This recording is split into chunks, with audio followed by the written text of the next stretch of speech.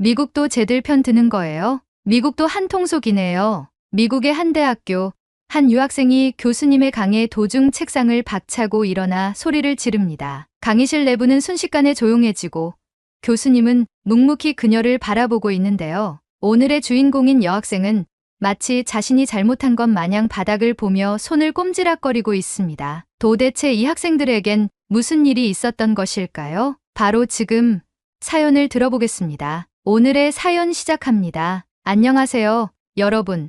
저는 뉴욕의 TC 예술학교에서 미디어를 전공하고 있는 소피아라고 해요. 여러분도 아시다시피 최근 몇 년 동안 한국 콘텐츠가 전 세계적으로 큰 인기를 끌고 있죠. 한국의 음악, 영화, 드라마는 물론 심지어 음식과 패션까지 전 세계를 휩쓸고 있어요. 이 때문에 미국 내에서도 한국과 관련된 강의나 수업이 많이 개설되었답니다. 그 중에서도 특히 한국어를 배우는 클래스는 언제나 수강 신청 전쟁이에요. 저도 한국어를 배우고 싶어서 신청했는데 아쉽게도 이번 학기엔 실패했어요. 그렇지만 다행히도 한국과 글로벌 시장이라는 수업은 수강 신청에 성공했답니다. 이 수업에서는 한국의 역사와 현재, 한국의 경제 발전, 그리고 문화적 파급력에 대해 배우고 한국의 장점을 글로벌 시장에 어떻게 접목시킬 수 있는지에 대해 토론해요. 한국이 어떻게 세계적으로 문화 강국으로 부상했는지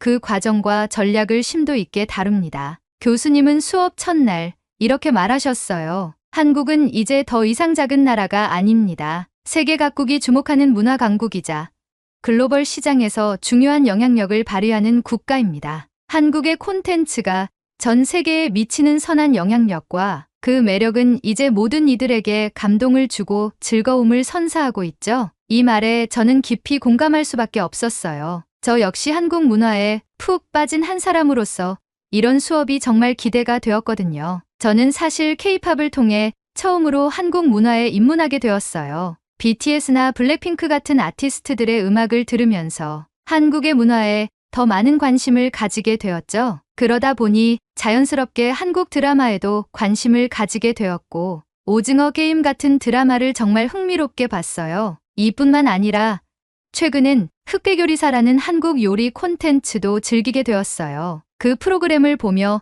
한국 음식에 대한 흥미도 더 커지게 되었죠. 한국 음식은 단순히 맛있는 요리가 아니라 그 속에 담긴 이야기가 너무 흥미로웠습니다. 이런 관심 덕분에 이번 수업에서 많은 것을 배울 수 있겠다는 기대감이 컸어요. 그리고 드디어 대망의 날이 다가왔죠. 어느 날 교수님은 드디어 조별 과제를 내주셨습니다. 과제 주제는 바로 한국 영화가 세계적으로 성공한 이유라는 주제였어요. 각 팀은 한국 영화의 성공 요인에 대해서 자신들만의 자유롭고 다채로운 생각으로 발표를 준비해야 했습니다. 팀원을 꾸리는 시간이 되자 저는 곧장 한국에서 온 교환학생 준우에게 한달음에 달려갔어요. 준우는 수업에서 유일한 한국인 유학생이었고 그만큼 영입 경쟁이 치열했어요. 평소 준우는 한국인이라는 이유로 친구들에게 인기가 많았죠. 아시아인이라고는 믿기 어려울 정도로 큰 키에 밝은 피부톤, 그리고 중저음의 매력적인 목소리까지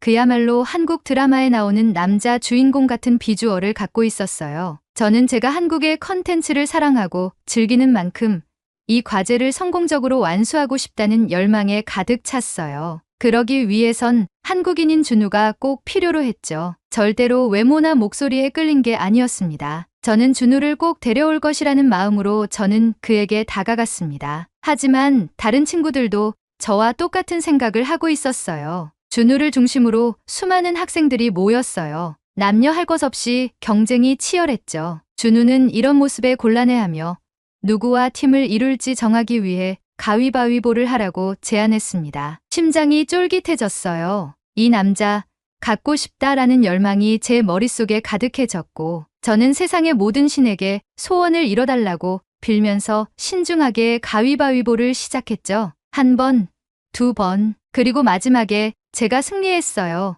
저는 그 자리에서 뛸 듯이 기뻤고 자연스럽게 준우에게 한국어로 고마워라고 말했습니다. 준우는 웃으며 저와 하이파이브를 했고 마침내 준우를 우리 팀으로 영입하게 되었어요. 그 순간 저는 정말 승리감에 차올랐어요. 준우가 팀에 들어왔으니 이제 과제를 성공적으로 해낼 수 있을 것이라는 확신이 들었습니다. 준우와 팀을 이룬 후 저는 남은 팀원들을 모으는 것도 그리 어렵지 않았어요. 준우와 다른 팀원에 대한 이야기를 나누었는데 준우는 저를 조장이라고 부르면서 조장의 의견에 따르겠다고 했죠. 저는 졸지에 조장이 되어서 남은 팀원을 모으러 다녔어요. 저는 먼저 경제대국인 중국에서 유학 온 류웨이에게 다가갔죠. 류웨이는 평소 중국에 대한 내용을 수업 중간중간에 발표하면서 중국인으로서의 생각을 잘 전달하는 친구였죠. 팀원으로 모집하기 위해 이야기를 나눠보니 중국 영화 산업에 대해 굉장히 자부심이 강한 친구더라고요. 저는 류웨이가 팀플에 꼭 필요한 친구인 것 같다는 생각이 들었죠. 그리고 저는 발리우드의 본고장인 인도에서 온 라쥐도 영입했어요. 그는 인도의 발리우드 영화에 대해 깊은 지식을 가지고 있었고 이런 다양한 배경을 가진 사람들이 모이면 더 좋은 시너지가 날 거라고 생각했습니다. 류웨이와 라쥐는 제 요청을 흔쾌히 수락했고 우리는 그렇게 한 팀이 되었어요. 각각 다른 배경을 가진 우리가 한 팀이 되었다는 점이 저에게는 정말 흥미로웠어요. 특히 한국에서 온 준우가 과연 한국 영화에 대해 어떤 통찰을 제공해 줄지 기대가 컸습니다. 그는 이 과제에서 중요한 역할을 할 것 같았거든요. 팀이 결성된 후 우리는 첫 번째 미팅을 열었어요. 저희는 카페에 앉아서 자신들의 음료와 간단히 먹을 수 있는 샌드위치를 테이블에 깔아놓고 자유롭게 이야기를 시작했습니다. 각 나라의 친구들은 자연스럽게 자신들의 나라에서 진행되는 영화 산업에 대해 이야기가 먼저 하기 시작했어요. 먼저 류웨이가 자신감 넘치는 목소리로 중국 영화 산업에 대해 이야기를 시작했어요. 솔직히 우리 중국 영화가 스케일 면에서 진짜 압도적이잖아. 내수 시장이 워낙 크고 영화에 들어가는 자본도 어마어마하지. 한 편 만드는데 수천억씩 투자하는 것도 기본이야. 장이머우 감독 같은 사람 영화를 보면 알잖아. 수천 명 엑스트라에 전투 장면만 해도 얼마나 크고 화려한지. 미국의 헐리우드랑 비교해도 우리 중국이 결코 뒤지지 않아. 류웨이의 말에 저는 고개를 끄덕였어요. 솔직히 중국 영화가 규모와 자본력 면에서 엄청나다는 건 부정할 수 없는 사실이었죠. 컴퓨터 그래픽으로 보일 만한 전투 장면을 촬영할 때도 실제로 엑스트라들을 모아서 대규모 촬영을 하기 때문에 더욱 생동감이 있는 장면을 담아낼 수 있는 장점이 존재한다는 것은 명확했어요. 게다가 내수 시장이 크니까 흥행할 가능성도 더 크고 많은 투자도 가능한 구조라는 점에서 그녀가 한 말이 맞다고 느꼈어요. 그리고 사실 미국의 헐리우드도 자본을 바탕으로 한 블록버스터 영화를 많이 만들어 왔으니 류웨이가 말한 영화 스케일에 대해 크게 이견이 없었어요. 할리우드는 언제나 돈을 많이 들여서 크고 화려한 영화를 만들어냈고 그 덕에 전 세계에서 사랑받는 것도 사실이었죠. 제가 어렸을 때부터 본 많은 영화들이 바로 이런 거대한 자본을 바탕으로 만들어졌으니까요. 그래서 류웨이의 이야기에 동의할 수밖에 없었어요. 류웨이의 중국 영화에 대한 이야기가 끝나자마자 기다렸다는 듯이 라쥐가 웃으며 끼어들었어요. 그는 발리우드에 대한 자부심을 내비치며 이야기를 시작했죠. 맞아. 중국 영화도 크고 화려하지. 하지만 여기서 주목해야 되는 것은 우리 발리우드가 전 세계에서 왜 이렇게 사랑받는지에 대해 집중해 볼 필요가 있어. 왜 전 세계 사람들은 발리우드의 영화를 사랑할까? 그건 바로 발리우드만의 음악과 춤을 빼놓을 수 없기 때문이야. 발리우드 영화는 그 자체로 한 편의 축제를 감상하는 것이거든. 스토리뿐만 아니라 그 안에 감정과 예술이 다 담겨 있어. 사람들이 그냥 영화를 보는 게 아니라 그 감정, 그 필링을 함께 느끼는 거야. 그래서 발리우드는 전 세계 사람들이 함께 공감할 수밖에 없지. 그리고 자연스레 어깨를 두둠치 타고 있다고. 라쥐의 말도 일리가 있었어요. 발리우드 영화는 정말 다채로운 음악과 춤, 그리고 감정의 흐름이 영화에 자연스럽게 녹아 있잖아요. 저도 몇 편의 발리우드 영화를 봤을 때 스토리뿐만 아니라 그 감정의 강렬함과 춤과 노래에 빠져들었던 기억이 났어요. 라쥐가 계속해서 말했죠. 그리고 발리우드는 희로애락을 다 담아내잖아. 감정을 극대화해서 표현하고 이 넘치는 감정들 때문에 보는 사람들 모두가 영화 속 캐릭터들과 함께 같이 느끼는 거지. 그게 발리우드의 매력이고 전 세계 사람들이 사랑하는 이유야. 라쥐의 말에 저는 격한 공감을 했어요. 저도 모르게 고개가 위아래로 격렬히 끄덕이기 시작했죠. 라쥐가 말한 것처럼 발리우드는 다른 영화들보다 문화적 다양성과 감정 표현에서 확실히 차별화되었고, 그것이 전 세계에서 많은 사랑을 받는 이유 중 하나였다고 봐요. 류웨이와 라쥐가 각자의 영화 산업에 대한 자부심을 한껏 드러내고 있을 때 저는 그들의 말에 크게 이견이 없었어요. 둘 다 각자 나라의 영화를 통해 글로벌한 성공을 거두고 있다는 점에서 충분히 이해할 수 있었죠. 그리고 솔직히 말해서 저도 할리우드의 자본과 스케일, 그리고 영화의 기술적 완성도가 세계 최고라고 생각했기 때문에 그들의 이야기가 자연스럽게 들렸어요. 리웨이가 말한 중국의 넓은 땅덩어리에 걸맞는 거대한 스케일과 막대한 자본, 라쥐가 설명한 발리우드의 감정적인 몰입과 예술적 다양성, 그리고 저 역시 헐리우드의 압도적인 스케일과 최신 기술력에 익숙했으니 한국 영화가 성공한 이유를 생각해 볼 필요성을 크게 느끼지 못했어요. 한국 영화가 왜 성공했는지에 대해 진지하게 고민해 본 적도 없었던 것 같았고요. 그렇게 우리끼리 영화에 대한 이야기를 하던 도중 저는 준우가 생각이 났어요. 그래서 저는 준우를 쳐다봤죠. 그런데 준우는 여전히 조용히 우리의 이야기를 경청하는 듯 했어요. 아무 말 없이 고개를 끄덕이며 팀원들의 이야기에 귀 기울였죠. 저는 그가 우리들의 이야기를 어떻게 생각하는지 궁금해지기 시작했어요. 준우가 아직 입을 열지 않았다는 점도 약간 신경 쓰였죠. 저는 준우에게 물어봤어요. 준우, 너의 생각은 어때? 그리고 그때까지 조용히 듣기만 하던 준우가 마침내 입을 열었어요. 그리고 준우의 입에서 뱉은 말은 저에게 비수처럼 날아와 꽂혔죠. 준우는 우리 모두를 차분하게 바라보며 천천히 말을 꺼냈죠. 다들 각자 나라의 영화에 대해 이야기하는 건 좋은데 우리 이번 과제 주제가 뭔지 다시 한번 생각해봐야 하지 않을까?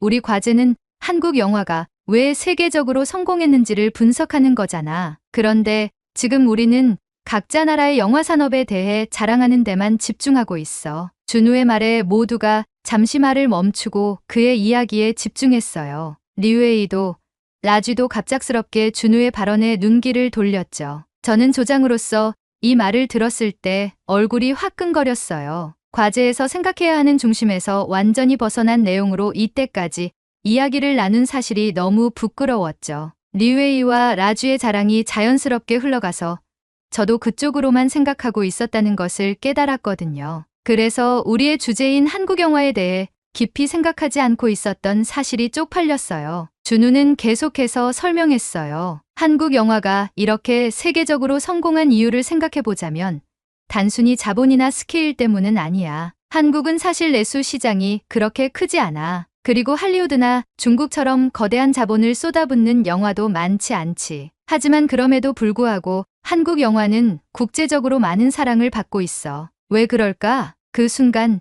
우리는 꿀먹은 벙어리가 된 듯 아무 말도 못하고 있었어요. 저는 준우의 말을 곱씹어 봤어요. 한국 영화는 스케일이나 자본 면에서 중국이나 할리우드에 비해 부족할 수도 있는데 그럼에도 불구하고 한국 영화는 세계적인 찬사를 받고 있는 이유가 진짜 궁금했어요. 그리고 그것을 제시한 준우는 답을 알고 있다는 느낌이 들면서 소름이 끼치기 시작했어요. 준우가 우리에게 뱉은 말은 논점을 흐린 대화를 바로잡으면서 동시에 주제에 맞는 해결책을 제시하기 이전에 자신감을 표현하는 느낌이었죠. 저는 생각했어요. 이 남자 멋있다. 준우는 잠시 숨을 고르고 우리를 바라보며 이어갔습니다. 한국 영화의 가장 큰 강점은 이야기의 깊이와 사회적 메시지라고 생각해. 예를 들어 우리가 잘 알고 있는 영화 기생충만 봐도 그래. 이 영화는 단순히 재미있는 스토리가 아니라 빈부격차나 사회적 불평등 같은 문제를 굉장히 날카롭게 그려내고 있어. 그게 단순한 오락을 넘어서 전 세계 사람들이 공감할 수 있는 이야기가 된 거지. 기생충 얘기가 나오자 저는 그때서야 깨달았어요. 한국 영화는 그냥 즐기는 오락물이 아니었어요. 그 안에 담긴 사회적 메시지와 인간적인 갈등이 전 세계 사람들이 공감할 수 있는 주제라는 걸 말이죠. 준우의 말이 점점 더 와 닿기 시작했어요. 그리고 한국 영화는 그런 사회적 주제를 다루면서도 굉장히 감정적으로 몰입하게 만들어. 캐릭터들이 진짜 현실 속에 있는 사람들처럼 느껴지니까. 그게 바로 한국 영화의 차별화된 부분이라고 생각해. 스케일이나 자본에 의존하지 않으면서도 전 세계 사람들이 공감할 수 있는 진정성 있는 이야기를 만들어낸다는 점 말이야. 류웨이와 라쥐도 준우의 말을 듣고 고개를 끄덕였어요. 특히 류웨이는 조금 당황한 표정이었지만 준우의 이야기가 설득력이 있다는 걸 느끼는 듯했어요. 사실 자본이 많다고 해서 항상 성공하는 건 아니잖아. 중국도 그렇고 할리우드도 그렇고 자본을 많이 투자해도 그만큼 사람들의 마음을 움직이는 영화는 많지 않지. 한국 영화는 작은 자본으로도 인간적인 이야기와 진정성을 보여주면서 관객을 사로잡는 데 성공한 거야. 준우의 말에 저는 머릿속이 복잡해지기 시작했어요. 지금까지는 단순히 자본과 스케일이 중요한 요소라고 생각했는데 한국 영화는 그 외에도 더 중요한 요소들이 있었다는 걸 깨달았죠. 이야기의 힘과 사회적 메시지가 얼마나 큰 차이를 만들어낼 수 있는지, 그리고 그것이 한국 영화가 세계적으로 성공한 이유라는 점이 확실해졌어요. 그리고 제가 봐왔던 한국의 컨텐츠들을 돌아보게 되었는데 하나같이 사회에 메시지를 던지는 내용으로 전개가 되었다는 사실에 놀라움을 금치 못했죠. 마침내 준우는 우리에게 결론을 내려주었습니다. 그래서 이번 과제에서는 한국 영화가 어떻게 이런 깊이 있는 이야기와 메시지를 전 세계 사람들에게 전달했는지에 초점을 맞추는 게 좋을 것 같아. 자본이나 기술력보다는 한국 영화만이 가지고 있는 독창적인 스토리텔링과 사회적 주제를 분석하는 데 집중해야 할 것 같아. 준우의 말이 끝났을 때 우리 모두는 조용히 그의 말을 곱씹고 있었어요. 그리고 저는 이제야 정말 중요한 부분을 놓치고 있었다는 걸 깨달았죠. 한국 영화가 세계적으로 사랑받는 이유는 단순히 자본이나 기술이 아니라 그들이 전하는 이야기와 사회적 메시지 때문이었어요. 우리는 모두 그의 말에 빠져들게 되었고 제 눈에서는 준우를 향한 사랑의 하트가 뿅뿅하고 나가고 있었어요. 그때 류웨이가 고개를 들더니 불만 섞인 목소리로 말했죠. 준우, 내 말대로 스토리가 중요하다는 건 이해해. 하지만 솔직히 그게 다는 아니잖아. 아무리 좋은 이야기가 있어도 자본이 없으면 큰 성공을 하긴 어려워. 예를 들어 우리 중국 영화는 어마어마한 자본을 바탕으로 화려한 비주얼과 스케일을 자랑하잖아. 그런데 한국은 그런 큰 자본 없이 어떻게 할리우드나 우리 영화처럼 세계적인 성공을 거둘 수 있었던 거지? 난 그게 이해가 안 돼. 준우는 가볍게 웃으며 고개를 저었어요. 류웨이, 자본이 당연히 중요한 요소야. 하지만 그게 전부는 아니야. 큰 자본과 스케일이 있어도 사람들의 마음을 움직이는 이야기가 없다면 큰 성공을 하긴 힘들어. 자, 예를 들어 부산행이라는 영화를 생각해봐. 이 영화는 막대한 자본 없이도 전 세계 관객에게 깊은 인상을 남겼어. 한국산 좀비 영화의 스토리 자체가 보편적인 인간적인 감정을 다뤘기 때문이야. 미국과 다른 나라의 좀비물과는 다르게 캐릭터마다 한국의 정서가 가미되어 있었고 단순히 좀비를 악마라고만 바라보는 시선에서 벗어나서 캐릭터들이 생존을 위해 바이러스와 싸우는 모습을 보여주며 인간으로서의 생명의 소중함에 대한 교감을 이룰 수 있었지. 그 감정이 관객들을 사로잡은 거야. 류웨이가 반박하려는 순간 준우의 말이 이어졌어요. 그의 설명은 점점 더 설득력 있게 다가왔습니다. 그리고 옥자도 좋은 예야. 봉준호 감독이 이 영화를 통해 환경 문제와 기업의 탐욕을 신랄하게 비판했지. 이 영화도 자본을 크게 들이지 않았지만 세계적인 논의로까지 이어졌어. 관객들이 단순한 오락물이 아니라 사회적 메시지를 담은 영화에 끌린 거야. 준우에 의해 말문이 막힌 류웨이는 조금 당황한 듯한 표정을 지었지만 어느새 준우의 말에 귀를 기울이고 있었어요. 저도 마찬가지였죠. 한국 영화가 단순히 자본에 의존하지 않고 그 안에 담긴 인간적인 이야기와 메시지로 전 세계 관객에게 다가갔다는 점에서 감동받기 시작했어요. 정적이 흐르고 모두가 생각에 빠져 있자 준우는 이야기를 더 이어갔어요. 너희들은 오징어 게임을 봤을 거야. 한국의 컨텐츠를 전 세계에 단기간에 알린 이 작품을 너희들이 모를 순 없지. 중국에서도 유사한 내용으로 작품을 만들었으니 너도 잘 알 거야, 류웨이. 오징어 게임은 막대한 자본 없이 제작됐지만 전 세계를 열광하게 만들었어. 왜 그랬을까? 단순히 사람들이 돈과 목숨을 걸고 게임하는 장면이 신기해서가 아니야. 그 안에 담긴 사회적 불평등과 인간의 욕망에 대한 날카로운 비판이 있었기 때문이야. 그리고 한국에서 행해졌던 전통 놀이를 통해 살인 게임을 한다는 설정이 신박하거든. 이게 전 세계 사람들에게 공감을 불러일으킨 거지. 리웨이는 쉽게 물러서지 않았어요. 그녀는 여전히 의문이 풀리지 않은 듯 보였죠. 좋은 스토리나 메시지라는 건 이해했어. 근데 그래도 자본이 없으면 결국 배급이나 홍보에서 한계가 생기지 않나? 솔직히 말해서 난 정말 이해가 안 돼. 한국은 땅도 좁고 영화에 투자하는 자본도 미국이나 우리 중국에 비해 훨씬 적잖아? 중국은 영화에 많은 돈을 투자하고 글로벌 시장에서 대규모 마케팅을 펼치고 있어. 그런데 어떻게 한국 영화가 우리 중국 영화나 할리우드 영화보다 더 큰 흥행을 얻을 수 있는 건지 진짜 이해가 안 가. 리웨이의 감정이 드러나자 준우는 잠깐의 망설임을 보이더니 그녀를 쳐다보며 입을 열었어요. 리웨이, 한국은 자본이 적고 시장도 작아. 그런데 그게 한국 영화의 성공을 막지 못한 이유는 다른 데 있어. 리웨이, 중국은 왜 그 많은 자본을 가지고도 세계 영화 시장에서 한국처럼 흥행하지 못할까? 그건 바로 정부의 검열 때문이야. 준우의 말에 리웨이가 고개를 갸웃하며 되물었어요. 검열이라고? 준우는 고개를 끄덕이며 설명을 이어갔습니다. 그래, 중국의 정부 검열 시스템은 창작물에 엄청난 제한을 두고 있잖아. 조금이라도 정부의 기준에 맞지 않으면 영화는 곧바로 쓰레기통으로 가버리지. 창작물은 원래 작가와 창작자의 상상력을 자유롭게 펼치는 수단이어야 해. 그게 예술이야. 자유가 있어야 한다고. 그런데 중국에서는 검열 때문에 자유로운 표현이 불가능하잖아. 준우의 말에 저와 라주는 입을 틀어막았어요. 준우의 말은 촌철살인과 같았죠. 그의 주장은 중국 영화 산업의 큰 문제를 정확히 짚어냈고 우리 모두가 중국에 던지고 싶은 말이었으니까요. 하지만 리웨이가 가만히 있을 리 없죠. 그녀는 곧바로 반박했습니다. 검열 때문이라니 그건 너무 단순한 해석 아니야? 우리 홍콩 영화나 대만 영화는 예전에 세계적으로 성공했잖아. 왕가위나 주윤발이 나온 영화들은 지금도 사람들이 기억해. 그건 다 중국 영화의 일부야. 리웨이의 반박에 준우는 미소를 지으며 대답했어요. 그는 준비된 듯한 태도로 말을 이어갔습니다. 맞아.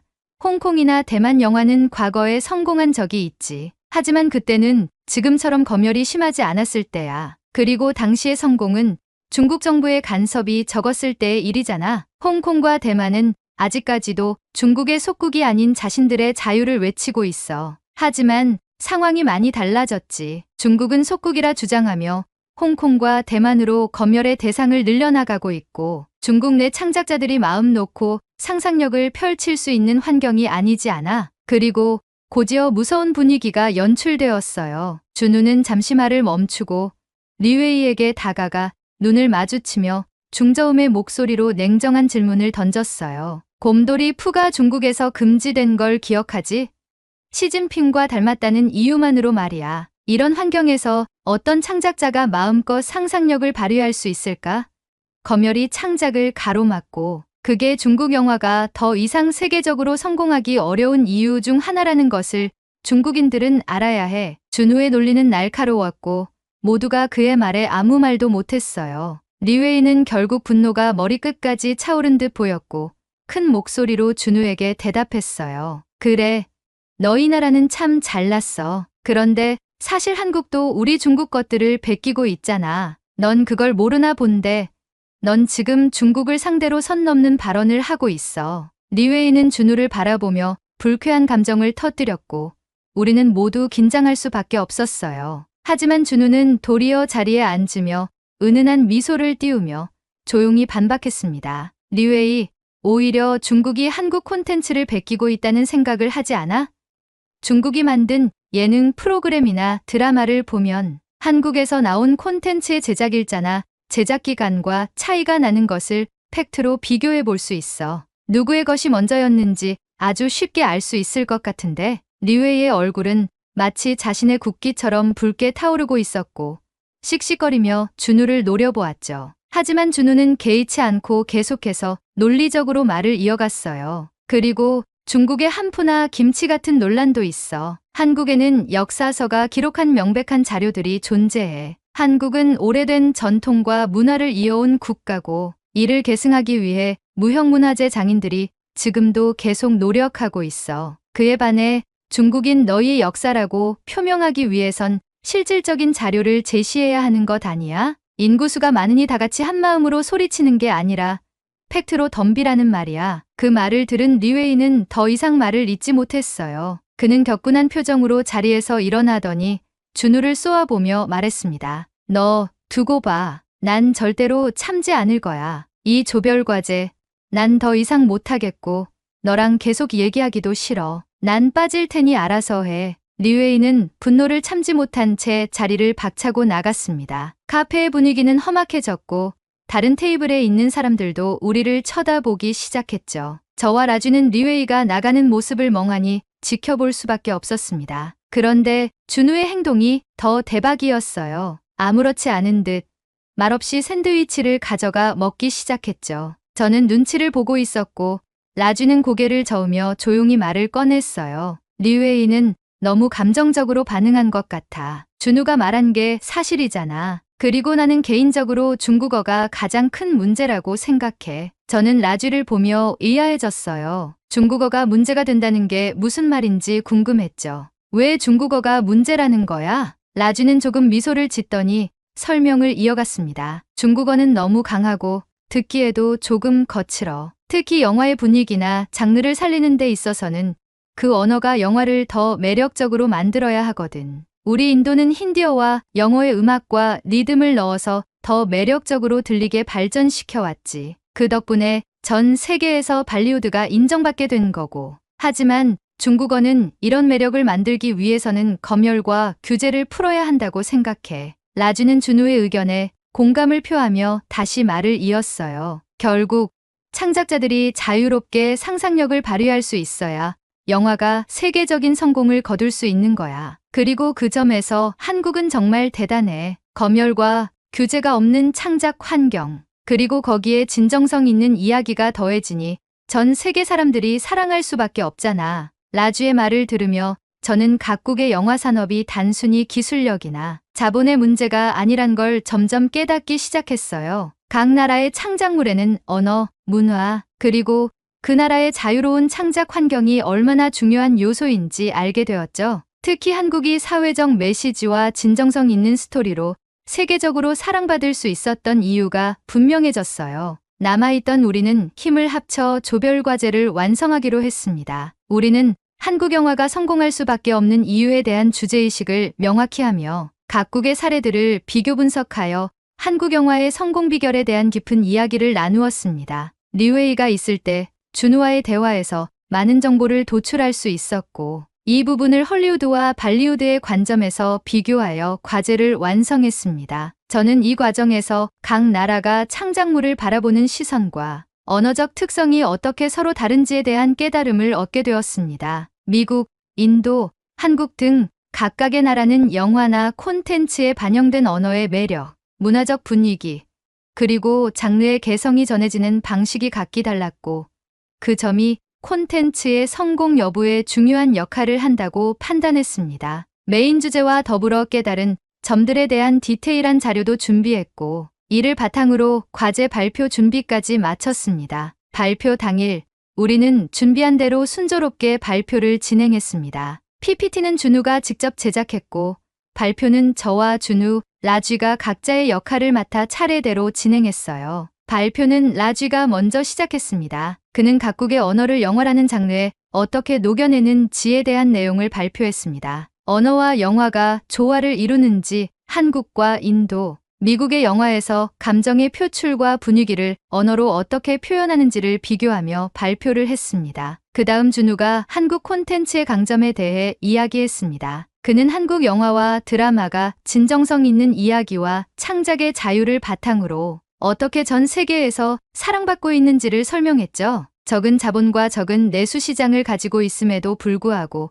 전 세계가 반응하는 창작물을 배출해내는 한국의 무한한 상상력에 대해 언급하고 이러한 부분이 한국 영화의 가장 큰 성공 요인이라고 발표했습니다. 마지막으로 제가 한국 콘텐츠가 전 세계적인 공감대를 형성할 수 있었던 이유에 대해 발표했습니다. 한국은 단순히 오락만을 목적으로 한 것이 아니라 사회적 문제나 인간관계를 깊이 있게 다루며 전 세계 사람들이 공감할 수 있는 이야기를 만들어내고 있으며 자신들의 사회의 명과 암을 도드라지게 표현하며 관객으로 하여금 인간으로서 옳고 그름을 선택할 수 있다는 부분을 강조했습니다. 그뿐만 아니라 한국 콘텐츠의 희귀한 상상력에 대한 놀라움과 상상력을 사회적 메시지로 끌어당기는 힘에 대해 말하며 이것이 바로 한국의 영화를 사랑할 수밖에 없는, 그리고 더 나아가 한국을 사랑할 수밖에 없는 문화적 매력이라고 매듭을 지으며 발표를 마무리했습니다. 발표를 마친 후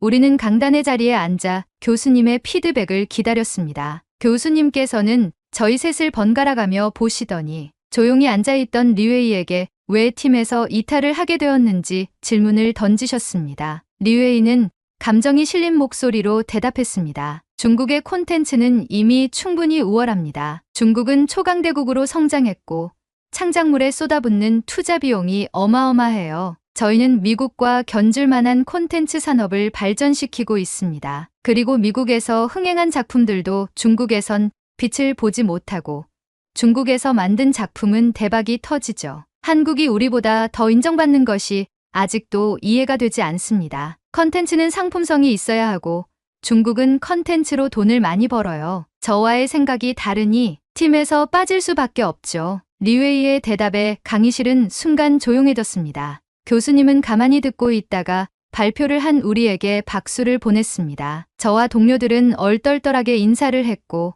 수업을 듣는 학생들의 박수를 받으며 자리로 돌아갔습니다. 교수님은 강단에 올라오셔서 이야기를 시작하셨습니다. 중국은 말 그대로 초강대국입니다. 내수시장이 활성화되어 있고 많은 중국인들이 자국 내의 컨텐츠를 즐깁니다. 하지만 우리는 중국의 컨텐츠를 즐길 수 없습니다. 이유가 뭘까요?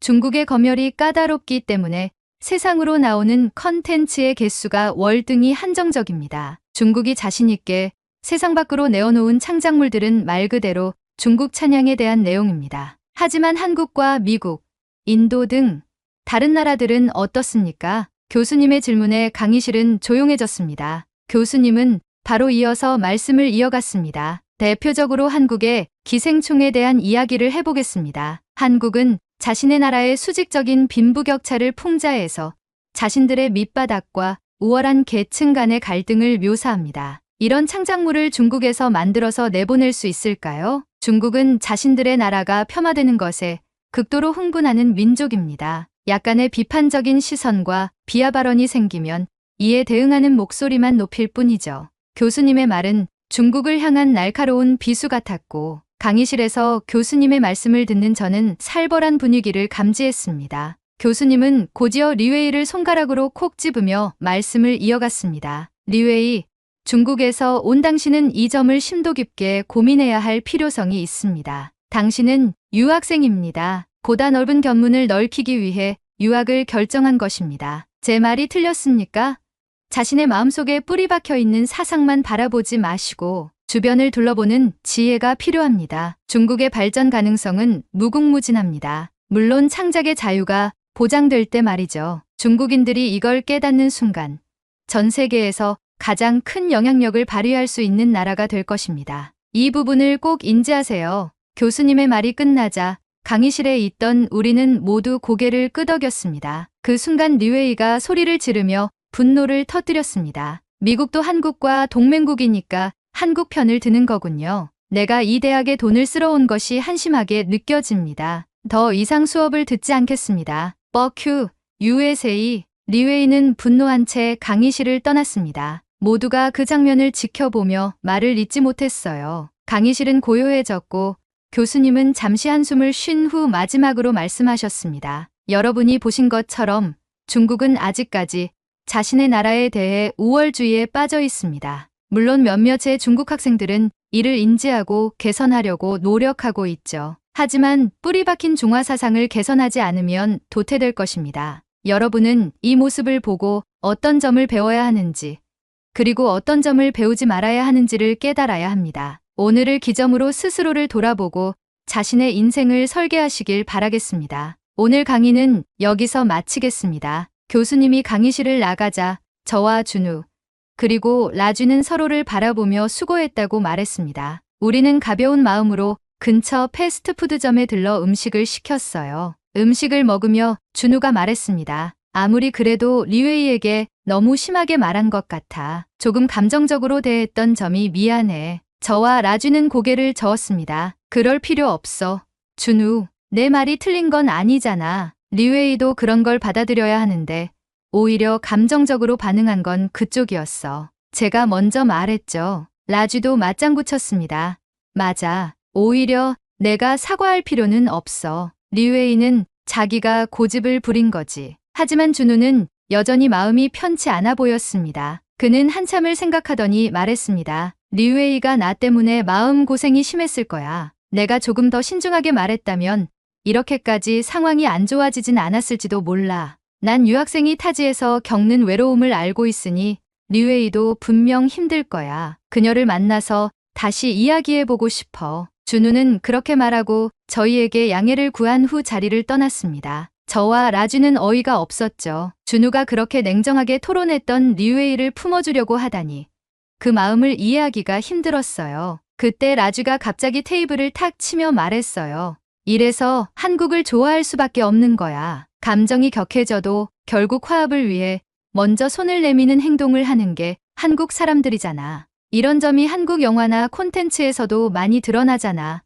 위험에 처하면 도망가는 건 항상 외국인들이고 한국인들은 다시 구해주기 위해 목숨을 내던져. 이제야 이해가 돼. 한국은 정말 대단한 민족이야. 준우, 겁나 멋있어. 라주의 말을 듣고 저도 얼굴이 화끈해졌어요. 미국은 불의를 마주하면 피하거나 도망치는 모습을 많이 보여주는 반면 한국 드라마나 영화에서는 불의에 맞서 싸우는 장면이 무수히 많이 떠올랐거든요. 그리고 그런 장면들이 인간으로서 선의의 행동이기에 인상 깊었던 것 같다는 생각이 났습니다. 저도 준우가 멋지다고 생각하면서도 제 자신이 부끄러워지기 시작했습니다. 준우를 통해 한국이라는 민족을 마주하게 되며 한국이 새삼 대단하다고 느껴졌습니다. 앞으로도 한국에 대해 더 많이 알아가고 싶다는 생각이 들었습니다. 다음 학기에는 기필코 한국어 수업에 수강 신청에 성공해서 한국어도 배우고 한국으로 여행도 가고 싶어졌어요. 전 세계인의 좋은 본보기가 되어주는 한국인 여러분 사랑합니다.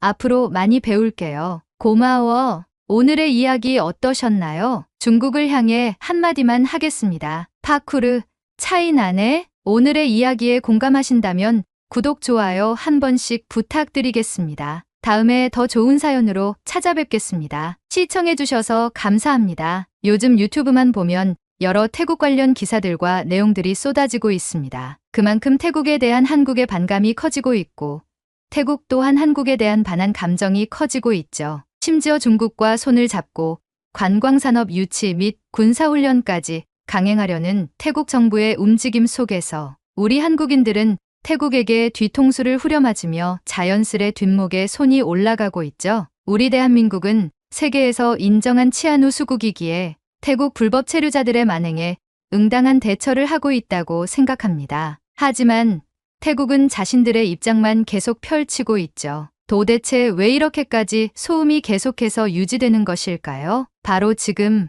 사연을 들어보겠습니다. 오늘의 사연 시작합니다. 안녕하세요. 저는 태국에서 살고 있는 20대 여성 애나입니다. 한국 여러분께 제 마음을 허심탄회하게 얘기하고 싶어서 이렇게 가명을 쓰겠습니다. 요즘 한국과 태국 사이에서 벌어지고 있는 보이콧 논란을 보면서 정말 어이가 없고 답답한 마음에 이렇게 제 의견을 전하고자 사연을 보내게 되었습니다. 한국 분들 중에서는 이 문제에 대해 잘 모르고 계시면서 감정적인 발언으로 태국과 한국 네티즌 사이의 불신과 다툼이 벌어지고 있는 기분이 들어서 제대로 한번 짚어보려고 해요. 혹시 여러분은 2023년에 태국이 한국 불매운동을 했었던 사실을 알고 계신가요? 당시 태국에서 한국에 대한 불매운동이 일어났던 이유는 지금과 같이 불법 체류자 문제와 입국 거부 사태 때문이었습니다. 그때 한국에서 태국인 불법 체류자 문제가 큰 이슈로 떠올랐고 이에 대한 조치로 KTA라는 입국 허가제가 시행되었어요. 그런데 이 사태는 8월에 또다시 재조명되었고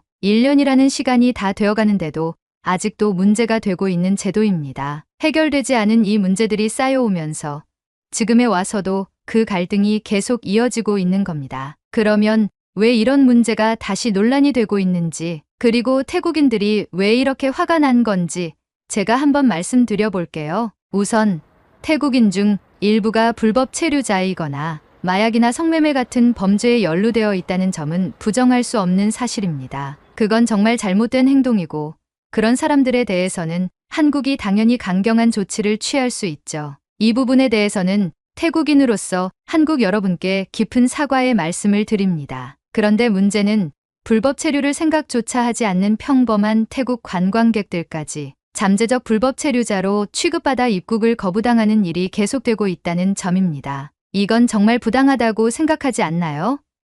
KETA 제도가 얼마나 복잡한지 여러분이 아신다면 이렇게 저희가 목소리를 높일 수밖에 없는지에 대한 이유를 아실 거예요. KETA 전자여행허가제는 세계적으로 몇몇 나라들에서만 시행 중인 제도인데 대표적으로 미국, 캐나다, 호주, 뉴질랜드, 스리랑카가 있습니다. 이 나라들은 지리적으로 고립되어 있거나 관광객의 비자 문제가 자주 발생하지 않기 때문에 전자여행허가제를 통해 여행객을 미리 관리할 필요가 있죠. 하지만 한국은 다릅니다. 한국이 속한 동아시아와 동남아시아 국가들 중에서는 전자여행허가제를 도입한 나라가 거의 없습니다. 이 때문에 KETA 제도는 혼선을 일으킬 여지가 많습니다. 원래 무비자 협정이라는 건 서로의 국민들이 여행을 보다 쉽게 할 수 있도록 국가 간에 체결된 것이에요. 여권만 들고 바로 출발할 수 있는 편리함을 제공하는 것이죠. 그러나 KETA 제도는 출발 72시간 전에 허가를 받아야 하고 수수료까지 내야 합니다. 이는 무비자 협정의 본래 의의를 퇴색시키는 것입니다. 한국의 경우 주변 국가들과의 교류가 빈번하며 갑작스럽게 여행을 계획할 수 있는 경우도 많죠. 미국이나 캐나다처럼 지리적으로 고립된 나라들과는 상황이 다릅니다. 그런데도 한국은 이웃 나라 국민들에 대한 항구적 KETA 면제 조치를 시행하지 않고 있습니다. 특히 방한 관광객 1위를 차지하는 저희 태국이나 말레이시아처럼 한국을 자주 찾는 동남아시아 국가들은 일시적 면제조차 받지 못했습니다. 더욱이 현재 시행 중인 KETA 면제 조치도 2024년까지만 한시적으로 적용되고 그 이후 연장 여부도 불확실한 상태입니다. 또한 KETA 제도가 도입된 현재 상황을 보면 한국인이 무비자 협정 국가들을 방문할 때는 여권만 있으면 되지만 다른 나라 국민들은 한국에 입국할 때 KETA를 신청하고 수수료까지 내야 합니다. 이로 인해 나중에는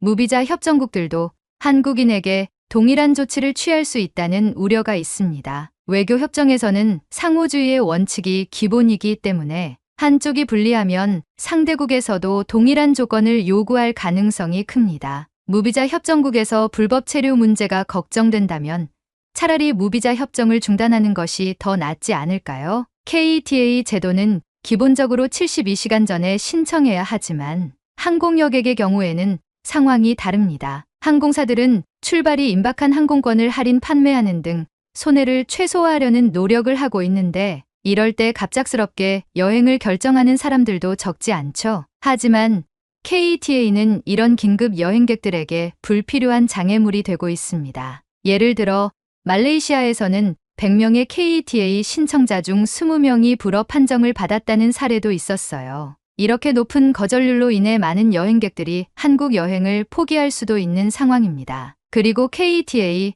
신청 과정 자체도 매우 복잡합니다. 신청자는 여권 정보, 복수국적 여부, 한국 내 체류 주소, 입국 목적 등을 입력해야 하고 심지어 사진도 특정 사이즈와 크기로 맞춰야 합니다. 컴퓨터 사용에 익숙하지 않은 우리와 같은 사람들에게는 상당한 부담이 될 수밖에 없습니다. 다른 나라에서는 항공권 예매 단계에서 체류 주소나 연락처 같은 정보를 쉽게 입력할 수 있지만 KETA는 별도의 웹사이트에서 직접 입력하고 수수료까지 내야 하니 관광객들에게는 큰 불편을 초래합니다. 이는 한국인들에게는 익숙할지 몰라도 전 세계의 많은 나라들, 특히 동남아시아 국가들에서는 상당히 까다로운 절차입니다. 이런 복잡한 절차와 비용 부담은 결국 한국 관광 수요에 부정적인 영향을 미칠 수밖에 없는 거죠. 한국은 물론 아름다운 관광지이지만 냉정하게 말하면 일본이나 다른 아시아 관광 대국들과 비교해 꼭 와야만 하는 나라라고까지 평가되지는 않습니다. 일본 같은 가까운 나라는 이런 제도를 시행하지 않기 때문에 굳이 복잡한 절차를 거쳐 한국에 오기보다는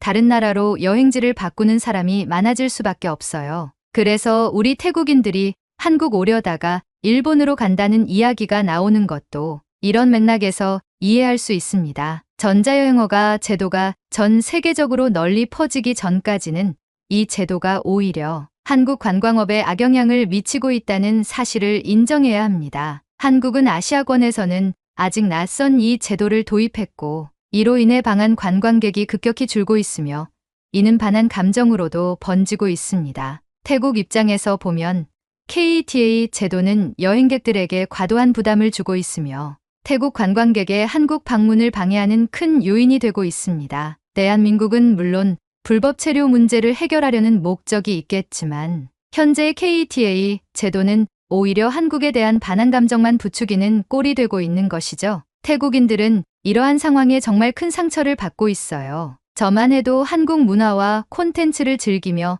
자란 사람 중 하나입니다. 한국 드라마, K-pop, 그리고 한국에서 활동하고 있는 태국 연예인들을 보면서 자란 저희 세대는 한국에 대한 애정과 존경심이 굉장히 컸습니다. 저도 방콕에서 한국 여행객들과 좋은 기억을 많이 쌓았어요. 그만큼 한국에 대한 이미지가 좋았는데 이번 사건을 보면서 그 이미지가 한순간에 무너져버린 느낌이에요. 한국도 2019년에 일본 불매운동을 했던 기억이 있죠. 하지만 요즘 들어 한국인들이 일본 여행을 다시 많이 가고 있다는 이야기를 들었습니다. 그게 왜 우스운지 아시나요? 한국은 일본과의 과거사를 이유로 불매운동을 했지만 결국 시간이 지나면서 다시 일본을 찾고 있잖아요. 그리고 보이콧이라고 해놓고 한국인 관광객들은 여전히 태국을 찾아오고 있어요. 추석 같은 한국 명절에도 방콕이나 태국의 유명 관광지에는 한국인들이 여전히 가득했습니다. 저는 방콕에 살고 있는데 지금도 이곳에서 한국인 관광객을 흔히 볼 수 있어요. 심지어 제가 친하게 지내는 오빠의 부모님이 숙박업을 하시는데 그곳에 한국인 관광객 예약이 끊이지 않고 있대요. 이게 정말로 보이콧을 하고 있는 건가요?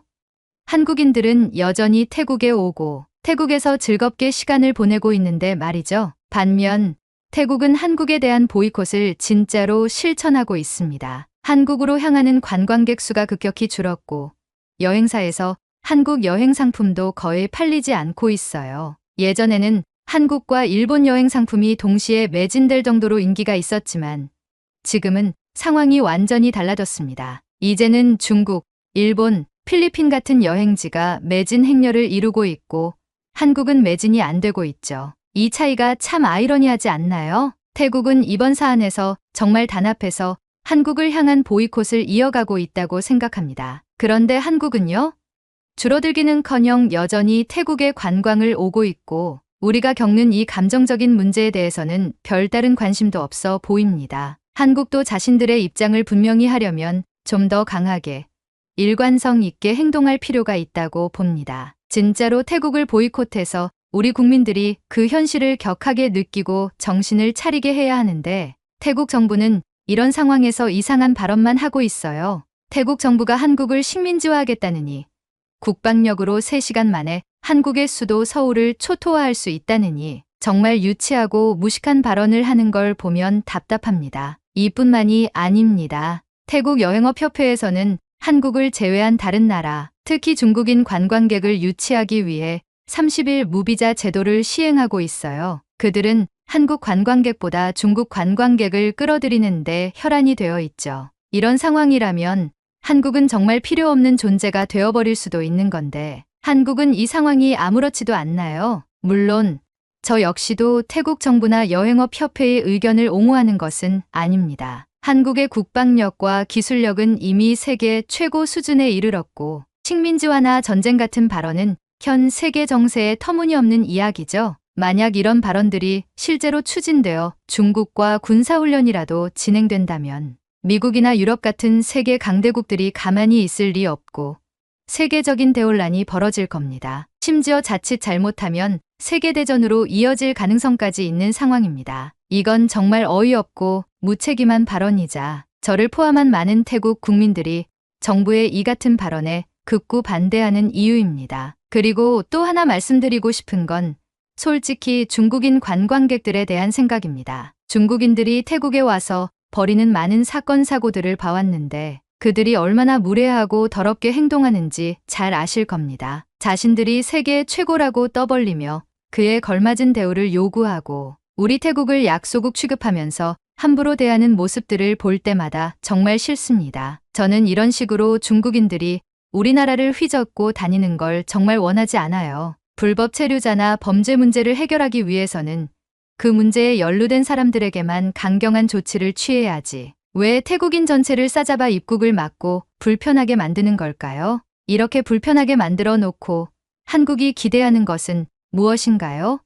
우리가 다 깨닫고 반성하길 바라는 건가요? 그런데 이런 모호한 대응으로는 아무도 진지하게 반성하지 않아요. 오히려 불만만 더 커질 뿐입니다. 최근에 태국의 새로 선출된 총리가 관광객에게 관광세를 받겠다고 발표했어요. 이로 인해 한국인들이 태국을 더 찾지 않게 될 수도 있겠죠. 그런데 그게 태국에 큰 타격이 될까요?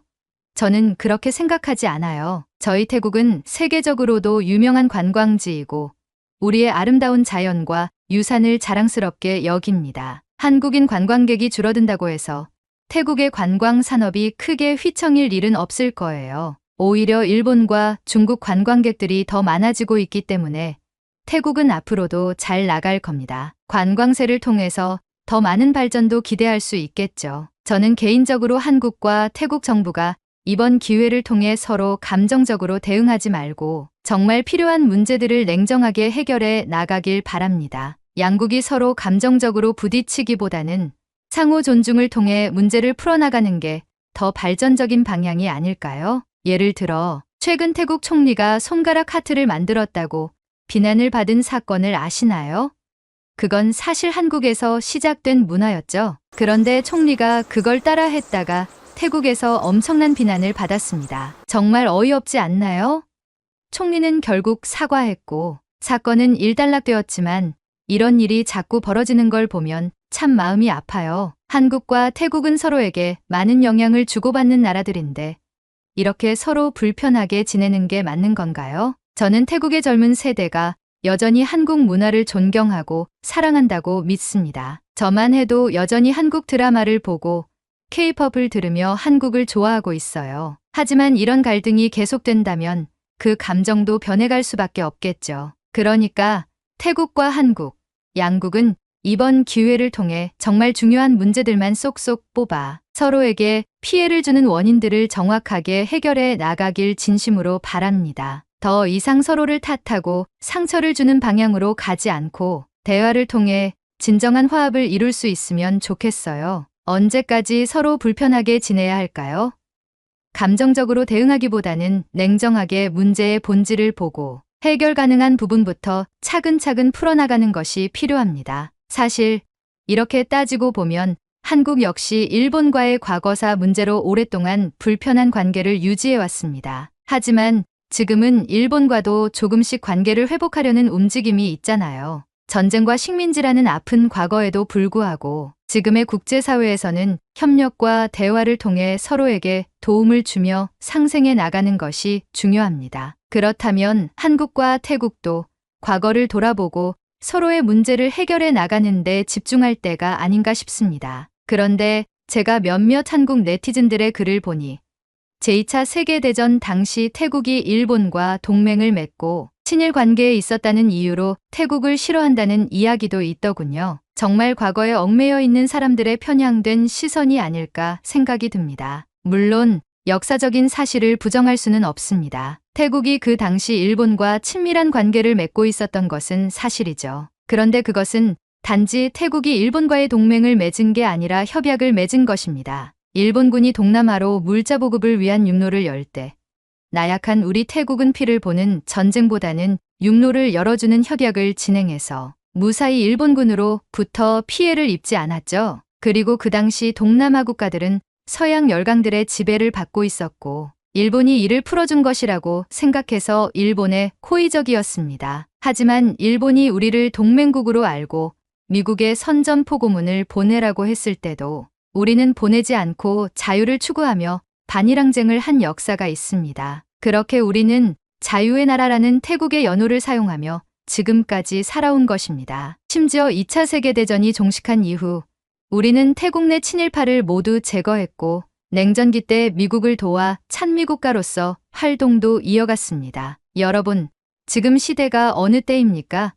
지금의 태국은 과거와는 다른 시대를 살고 있습니다. 과거에 얽매여 있는 일부 사람들만이 여전히 그런 관점에서 바라보겠지만 지금의 태국인들은 그렇지 않습니다. 우리는 한국을 좋게 보고 있으며 한국의 경제 성장 속도, 기술력, 그리고 문화의 세계적 파급력을 부러워하고 존경하는 마음을 가지고 있습니다. 과거는 분명 중요합니다. 역사를 잊지 않고 교훈을 얻는 것은 필요하죠. 그러나 과거의 일만을 붙들고 현재의 관계를 악화시키는 것은 현명하지 않다고 생각해요. 이는 일부 사람들이 가진 편향적인 시선일 뿐, 모든 태국인들이 그런 관점에서 한국을 바라보는 건 아닙니다. 오히려 많은 태국인들은 한국을 매우 긍정적으로 바라보고 있고 한국의 문화와 경제적 성과를 존경하고 있습니다. 이런 편견이 서로 불만을 더 키운다면 과연 이성적인 대화를 할 수 있을까요? 서로에 대한 잘못된 인식과 오해가 쌓이면